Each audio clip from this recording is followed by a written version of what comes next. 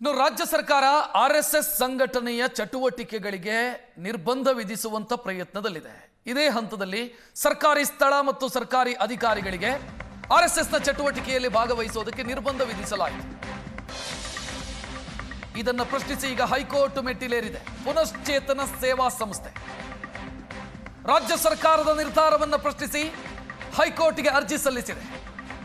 ಸರ್ಕಾರಿ ಸ್ಥಳದಲ್ಲಿ ಆರ್ಎಸ್ಎಸ್ ಚಟುವಟಿಕೆಯನ್ನು ನಿರ್ಬಂಧಿಸಿರುವಂತಹ ನಿರ್ಧಾರ ಮತ್ತು ಸರ್ಕಾರಿ ವ್ಯವಸ್ಥೆಯ ಭಾಗವಾಗಿರುವಂತಹ ಅಧಿಕಾರಿಗಳು, ನೌಕರರು ಆರ್ಎಸ್ಎಸ್ನ ಪಥಸಂಚಲನದಲ್ಲಿ ಕಾರ್ಯಕ್ರಮದಲ್ಲಿ ಭಾಗವಹಿಸಿದ್ರೆ ಸಸ್ಪೆಂಡ್ ಮಾಡ್ತೀವಿ ಅಂತ ರಾಜ್ಯ ಸರ್ಕಾರದ ಆದೇಶ ಏನಿದೆ ಅದನ್ನು ಪ್ರಶ್ನಿಸಿ ಕೋರ್ಟ್ ಮೆಟ್ಟಿಲು ಹತ್ತಿದ್ದಾರೆ.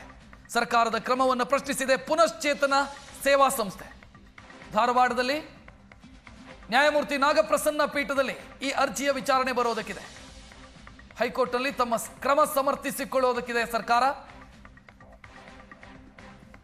ಸರ್ಕಾರದ ಕಾರ್ಯಕ್ರಮಗಳಲ್ಲಿ ಸರ್ಕಾರಿ ಅಧಿಕಾರಿಗಳು ಅಥವಾ ನೌಕರರು ಆರ್ಎಸ್ಎಸ್ಗೆ ಸಂಬಂಧಿಸಿದಂಥ ಕಾರ್ಯಕ್ರಮದಲ್ಲಿ ಭಾಗವಹಿಸುವಂತಿಲ್ಲ ಅಂತ ಹಿಂದಿನ ಆದೇಶವನ್ನು ಉಲ್ಲೇಖಿಸಿ ಸುತ್ತೋಲೆಯನ್ನು ಹೊರಡಿಸಿರದಿರಬಹುದು.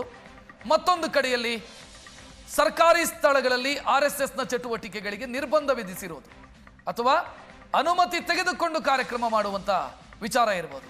ಇದನ್ನು ಪ್ರಶ್ನಿಸಿ ಕೋರ್ಟ್ ಮೊರೆ ಹೋಗಿದೆ ಪುನಶ್ಚೇತನ ಸಂಸ್ಥೆ.